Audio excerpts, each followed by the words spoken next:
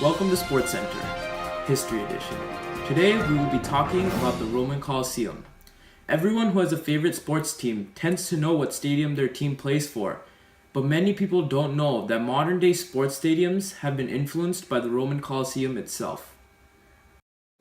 The Colosseum, also known as the Flavian Amphitheater, is an oval amphitheater in the center of the city Rome in Italy. It was made of concrete and sand and is the largest amphitheater in the world, also considered to be one of the greatest Roman architectural and engineering work. The Colosseum began construction in 72 CE under Emperor Vespasian.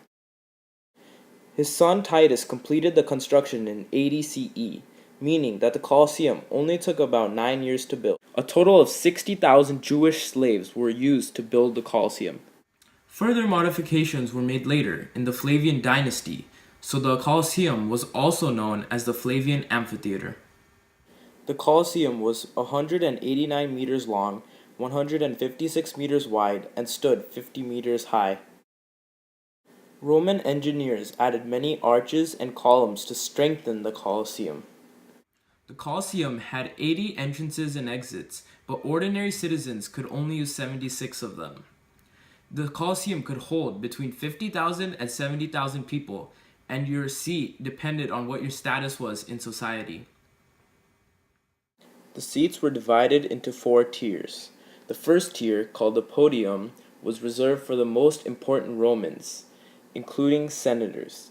The second tier was reserved for important officials, or the equites. The third tier was for ordinary Roman citizens. Seating was then divided into 2 sections in the third tier. The better lower seats for the wealthier citizens, and the upper seats for the poor citizens. Lastly, the fourth tier was for common women and some slaves. Special boxes were reserved for the emperor. The Romans had the earliest form of a skydome. If it rained, they would stretch a red canvas over the entire Colosseum. Nowadays, many modern stadiums have an enclosable roof. Now let's go to our sideline reporter down in the Hypogeum. Thank you. The Hypogeum was a series of tunnels beneath the Colosseum, and it was used to house slaves and different animals that were imported from Africa and the Middle East. They were kept in chambers, and then when they were needed, they would be pulled up through lifts into the Colosseum. Many different props were also kept down in the Hypogeum for different types of events.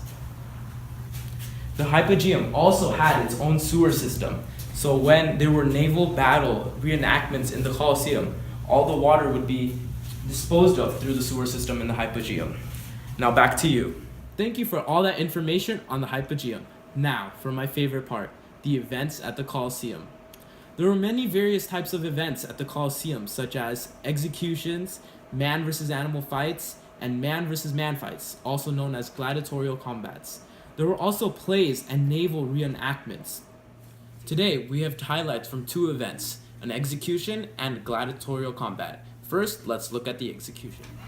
The victims of Roman executions at the Colosseum and other arenas were criminals, Roman army deserters, rebels, traitors, runaway slaves, and those guilty of various sorts of antisocial behavior, such as the Christians.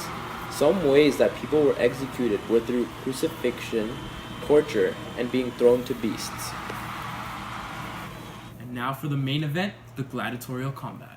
Gladiator games were seen as a method to appease the Roman gods and avert Rome from disaster. The word gladiator was derived from gladius, which was the Latin word for sword. Gladiator fights and techniques focused on different fighting styles and weapons which were used by specific types of Roman gladiators. The majority of Roman gladiators fell into 2 different types of fighters: lightly armored or heavily armored men.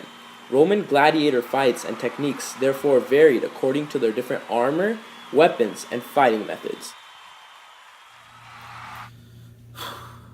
I'm sure you all know what happens next. The Colosseum was used for entertainment for about 390 years. It is estimated that about 400,000 people and 1 million animals were killed in the Colosseum during this time. The Colosseum was no longer used in the medieval era. It was later used for various purposes such as housing, workshops, quarters for a religious order, a fortress, and a Christian shrine. Now, it is in a ruined condition due to earthquake damage and stone robbers. The Colosseum is seen as an iconic symbol of Imperial Rome.